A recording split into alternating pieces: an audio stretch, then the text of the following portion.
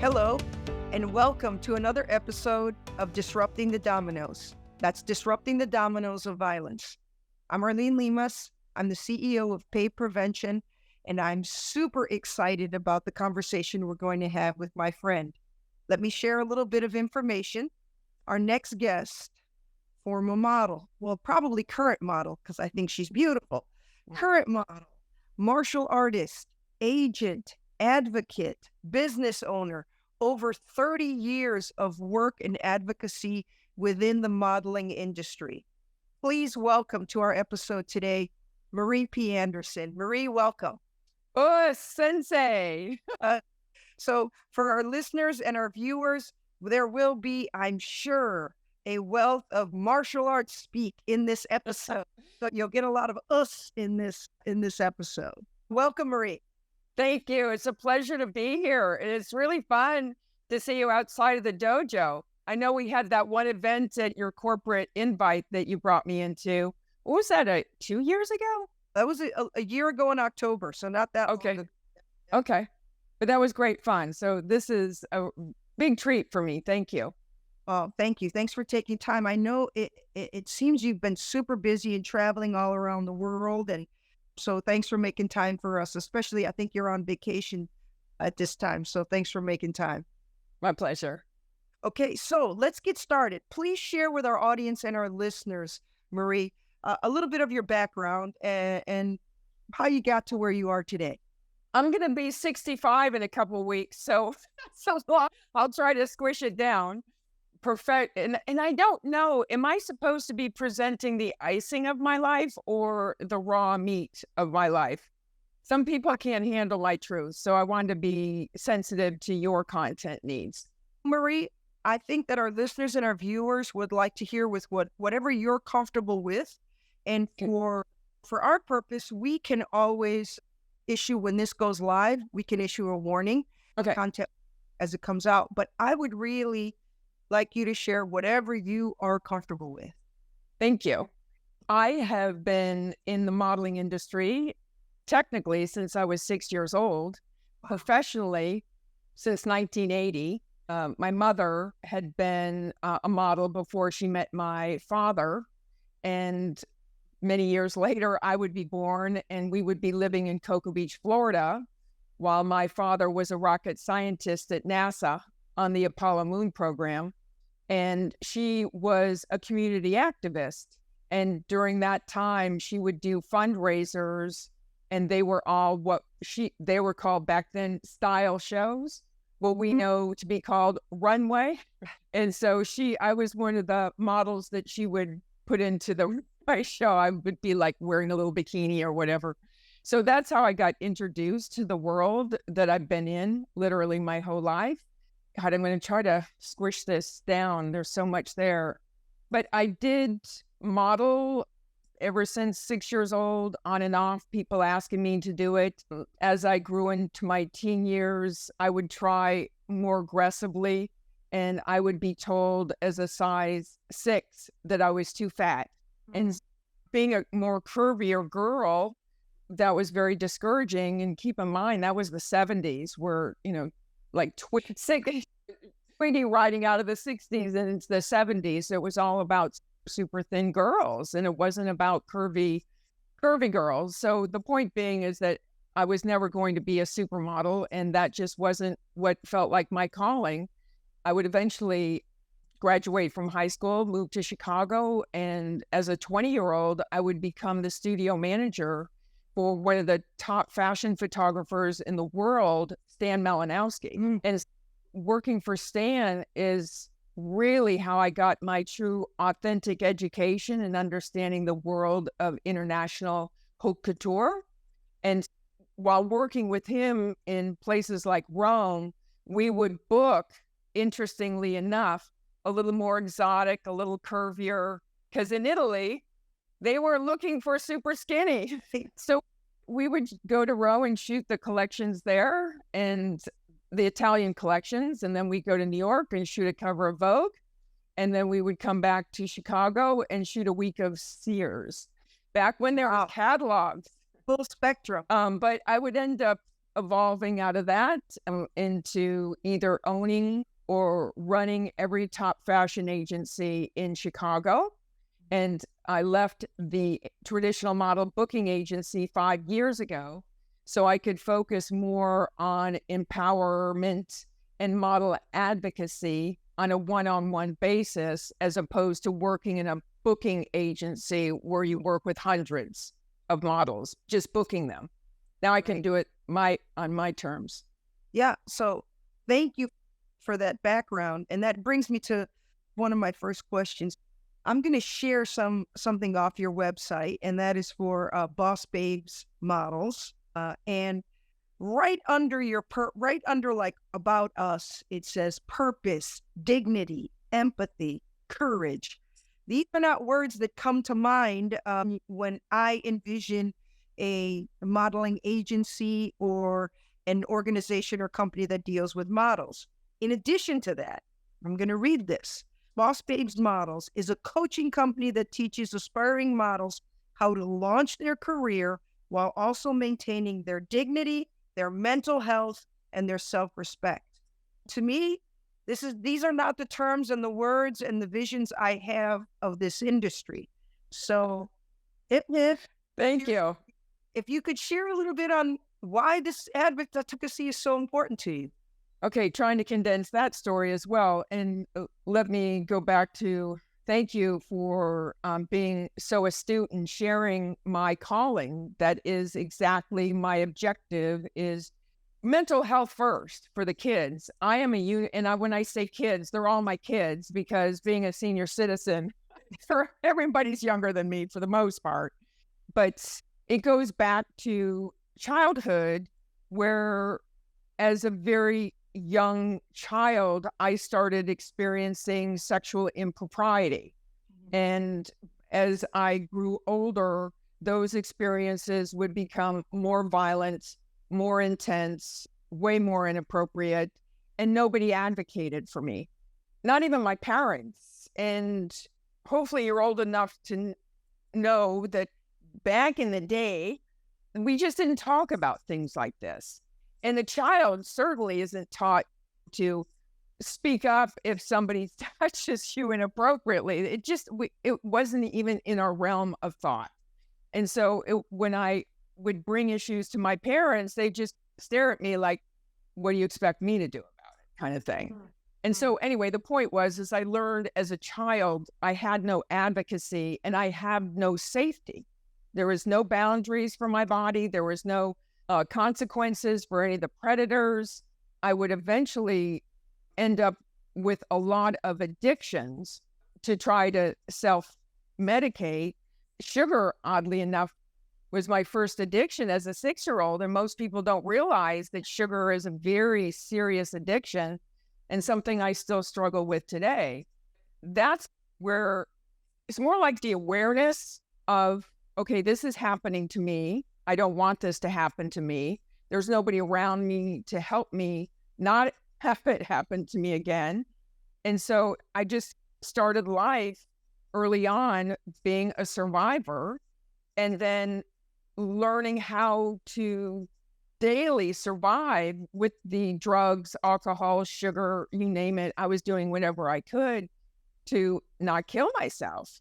And then I would end up in the modeling business, thinking I was like Dorothy in the Wizard of Oz before we got to the end with the old man behind the curtain. I thought the modeling business was just this glamorous, exciting, everybody loves you, wearing beautiful clothes kind of experience. Very early on, I experienced sexual assault by a top photographer, one of the top fashion photographers in Chicago. Did I tell anybody? I told my oldest brother, who was his best friend, and my older brother started laughing. Yeah, thinking it was so funny. This is not funny.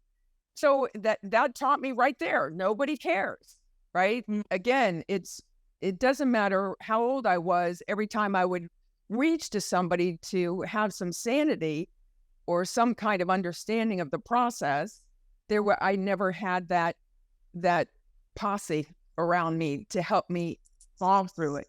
As I began to become even more successful in the modeling business, for example, becoming an agent inside of Elite Chicago, what I would find, and again, keep in mind, I was still drinking, drugging, I was participating in that insane life, not knowing any better.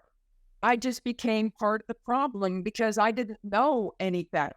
And so as time would evolve and I would get higher up in the hierarchy of the elite global system, I would become the vice president. And although I knew some of my models were coming back, having already experienced violent sexual experiences over in Europe by the same predators, it was like part of the culture. And this is, Marie, shut up. It's no big deal. This is just, it's the way it's done. Just par for the course. It's just part of the... And so I would overhear a conversation, not intending, in Ibiza between the two head men of the elite network, John Casablancas, Gerald Marie, where two women from the elite staff in New York were begging the men to stop sleeping with the underage girls, like literally 13, 14 years of age. And John's response was, "You guys are being puritanical, stop." And Gerald Marie's response was, "We are men now, we have our needs," completely dismissing these women who were trying to be proactive. So I quit. I quit in protest in 1990, thinking I was going to make a difference. And I tried to get the press involved. Nobody wanted to listen to what I had to say. Tried to talk to all sorts of journalists. Nobody wanted to hear anything that I had to say, Arlene. And then, thank God, the journalist Michael Gross from New York, who's written all sorts of books and all sorts of articles for very prestigious newspapers, he finally had written a book called Model: The Ugly Business of Beautiful Women. And that was the first time I had an advocate who cared about my truth. Yeah. So And that's trying to condense this here because there's so much experience in my life. But it was not having an advocate in my life that I started seeing all the abuses in the modeling business very early on. And I saw nobody was advocating for them. So I figured, okay, let me step up. Yeah. First and foremost, I'm very sorry that happened, Marie. Second, thank you for the great work you're doing. And I'm so glad you're here to do it. So I know the path was and all those things to get here, but you are doing what you're meant to do right now, and you are changing lives and making the world safer. Because those dominoes keep falling, Marie, unless they get disrupted. You found someone disrupted your dominoes, and then it changed your path. Yeah. I know that you have shared with me that you were sober, and so your path changed. Your dominoes were disrupted. So I'm very grateful for that. And that's what we're aiming to do with the training at Pay Prevention, is impart those skills like you spoke about, learning how to set a boundary, understanding inappropriate coercion, all those things. Those are human safety skills. We should have them. Thank you. To every single person on this earth, right? Agreed. You are doing that. In your neck of the woods, in your industry, you are changing the way things get done. You are disrupting those dominoes. Thank you. I have a couple questions. You've touched upon it already. Violence, by definition, especially in the workplace, violence is defined by OSHA as the full spectrum from microaggression all the way through physical event, assault, or violent event there, right? So how is it impacting your industry? You touched upon it already, but is it changed? Has it changed? Has the Me Too movement changed any of that? And then second, I want to just point out I see so much parallel from models and athletes. I just see them walking a lot of the similar path where they have this dream. They have to interact and have the influence of people to get to that dream, whether that be a coach or an agent or a photographer. And people, unfortunately, if things are left to stay without light on them, they will always maneuver that scenario. Bad people will find a way to maneuver that route. having conversations, shedding light on things, letting athletes have a voice, letting models have a voice to speak their concerns. This is how we change it. Yeah. This is how we change it. But back to that, I know I got off on a tangent there, but so how is violence on a day in, day out, that full spectrum, microaggression to physical event, how is that impacting your industry? First, I don't want people to think that I'm Debbie Downer. I'm just very pragmatic and I share my truth. From a positive standpoint, here in America, there is an absolute angel on earth. Her name is Sarah Ziff.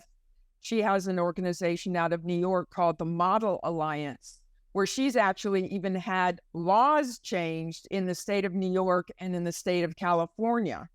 And so that ripple effect or the butterfly effect around the world is certainly changing things. There's another organization out of London called Models Trust. Elizabeth Peyton Jones is the founder of that organization, and she's doing similar work that Sarah is doing. And then I'm trying to do my thing out of Chicago, but I haven't changed laws. Sarah to me is a shero, right? She's accomplished great things in our industry that I wasn't able to accomplish. And that's not ego talking, that's just fact.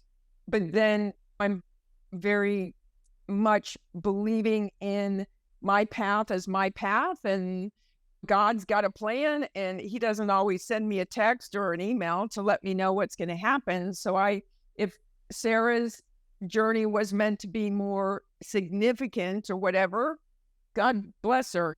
I support that. I'm excited. And the same with Elizabeth Peyton Jones over in London. Me, I think I'm a micro influencer in just with each person. That metaphor of the starfish on the ocean. Have you ever heard that along the seashore? Have you ever heard that metaphor?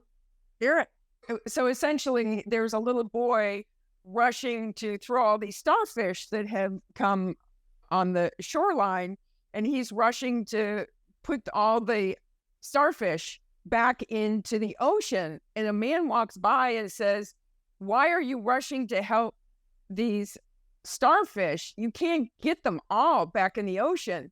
He said, "Yes, but I made a difference to that one and that one." So I'm like the starfish, little boy with the starfish, just trying to do what I can on a micro level. But the industry, between Michael Gross and all of his books and articles, the various global television shows that have talked about this business, the Me Too movement, there has been a lot of awareness. At least we're having the conversation now. 20 years, we wouldn't have had this conversation. So there's a lot of good that is happening. And let me predicate that on, I'm still hearing the stories on a daily basis of hostile work environments and the culture, whether it be inside of the agency or the photo studio or the client studio.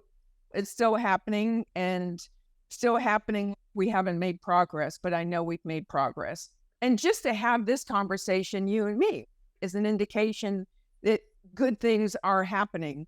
I wish we could eradicate it 100%, but I don't see that. As long as there's power and an imbalance of power, we can't eradicate it. One of the things that I advocate for within sport, and PA's mission is to make every workplace safer. But for me, I always bring it back to a sports example or a sports analogy. That's just where I've spent most of my life. To me, a perfect world, at least at an elite level sport, that when a team comes to a training camp or a team comes to a prep camp before the Olympics or the World Championships, they go through 16 hours of training on how to set a boundary, on how to use their voice, on how to identify these things, better communication skills between athlete to coach, that can transfer coworker to boss.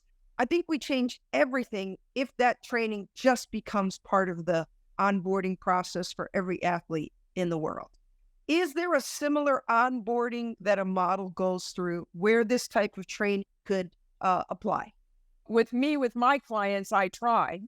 when I do my one-on-one coaching with them, this state of California has, thanks to Sarah Ziff and the Model Alliance, the state of California passed a law where the modeling agencies have to provide materials, sex education, and just creating safer work environments for the models and the agents. So it's like a PDF that everybody needs to read. At least the state of California is acknowledging this is a problem and essentially force-fed the agents and the management companies of those agencies to create these PDFs to at least have the conversation. I should assure you, very few people are reading that PDF. Yeah. There's nothing like in-person, one-on-one, organic, yes, exactly, one-on-one organic conversation to really drill it home. Arlene, there is no motivation. And truthfully, my speaking out has created essentially my being pretty much ostracized from the business. Nobody will hire me in the agency business anymore because I am a whistleblower. I'm talking about things that create drama, create disruption. So it's like, be quiet, just go over there and do your thing. We don't need you in the agency business. And this is going to sound very crass, but it is the truth as a general kind of statement. And I'm not saying every agent is like this or every agency is like this, but as the majority, most agencies see fast fashion, meaning when you go to a Zara or, gosh, I'm spacing on the various stores. The stores, they only charge $8 for a t-shirt. Okay. And you're not worried that t-shirt is going to be ruined in a few months because it was fast fashion. Okay. And I won't get into the influence and how it hurts our earth, but just with fast fashion and having that kind of garbage on our planet. But the point is that a lot of agents, a lot of photographers, the models generally are treated like they're that t-shirt that can be thrown out in a few months because there's going to be another t-shirt for the next season that they're going to be interested in. There's a great deal of abuse, verbal abuse, physical abuse, emotional abuse, sexual abuse that goes on in the modeling world. Yeah. So that happens, of course, with athletes as well. It also happens in offices and there are people in leadership roles, in coaches roles, in ownership roles that see us all as just a commodity or a piece of property. And I mean, I understand the example and the point you're trying to make on that. And then when you have someone in fast fashion, right, who may not be as popular as another person, and the other person is the abuser, then all bets are off. Exactly. This is our earner. This is our gold medal winner. This is our possibility at a medal. This is our possibility at a big account or a Vogue cover. So, this is our big sales guy. He's set the record for sales. And so their behavior is overlooked, intentionally overlooked to win a medal, to win a contract, to take a magazine cover, I would say, in your industry. And as we were talking about before, the power imbalance is so extreme. And what you have are models are not employees of the agencies. They're self-employed contractors. They're freelance people. So it's not as if there's an HR that they can report to try to get something done. It's just aside from like a Sarah Ziff or a me or Elizabeth Peyton-Jones in London, and a lot of them don't even know about it. Is there not a union that protects them? Wow. No model union. I've been doing it for 40 years. They have tried, when I say they, collectively, the industry has tried a couple of times. The challenge is that the bulk of the people in the business are so young that they don't understand. First of all, they don't understand what an active role they could have because they feel powerless in any situation, even signing a contract with an agency. Most of the kids are so desperate to post on Instagram that they just sign with an agency. They'll do anything. You hand them a contract, they'll just sign it without even reading it. They don't even care. They don't care what they're agreeing to because they're so desperate, insecure, and needing to be a part of the scene. They don't understand how to participate and to advocate for themselves. And so when you put them into castings, and it's like Harvey Weinstein, it's the power dynamic is not going to change because the kids just they just don't have the balls to advocate for themselves. So when you start talking about unions, they're like, what? Why do I want that? I don't care. Yeah. I have to have sex with them. Oh, okay. I'll do whatever's necessary. It seems to be very ingrained in the system of your industry. Wow. Yes, it is. Until people know that they can be successful without that, it's very difficult. That's where that mental health component comes in. It has to be a real cultural shift. I think what you spoke about as far as policy change in California is huge. And that's one of the things that came up out of the summit that you participated in is what do we need? What is the right combination of things that we need? We need to train the individual, make sure that they have the skill set. We need to come with policy. We need to come with leadership down change. So it's got to be all these components to really have the culture shift that we need. It's not going to be easy, but we're not giving Marie. No. But I have one more question, and I can talk to you for another hour, if not hours. You know that, Marie. And we've had a couple side conversations already on this topic. So, yeah. But I do have one last question, and I ask this of all my guests. If you could have the company of any one person or organization or group that you feel, man, if I just got in front of these people or this person, I could really facilitate some change. There's that can be a long list, but if I was going to be really honest, and we haven't even spoken about her, Cindy Crawford. So for her to come forward and really lead this movement, it would have an impact. Immense, because she's got her daughter, Kaya, who's in the business. She's a super successful model. I don't know if her son is still modeling, but somebody of that magnitude who has a strong enough personality and confident enough in themselves to speak their mind. Cindy was never a shy Bambi. That girl spoke her mind from the day one, which I love. I love very strong, opinionated people. It challenges me to do a better job at my job. That's where it all starts, with conversations and holding people accountable. Those are two things I feel strongly about. This has been a fantastic conversation. I'm sure our listeners and our viewers are going to love this. Is there anything that you'd like to talk about that you're involved with? Any initiatives or programs that you want to share with our listeners and viewers that we can support? The only thing that comes to mind is that if there are any parents out there who want to know the truth about the modeling business, my little coaching company, it's just me. In fact, there's no staff. It's just me doing everything. They can reach out to me through my Instagram, Boss Babe Models, and I can tell them about my coaching services. I don't give it away for free, but I do have the coaching services, and I have superb experience to share with them. Wow, that's fantastic. Anyone, in my opinion, anyone that has a child or a young person that they're responsible for, that has this dream, how can you not connect with an advocate like yourself? I would not go out into that without your guidance. So I'm glad it's available, and I hope it continues to be as successful as it is. Again, with the ideas of purpose, dignity, empathy, and courage. Not what you think about. Thank you for leading the way there. Thank you so much for joining me today. This has been a great episode. Once again, before I sign off, thank you. My pleasure.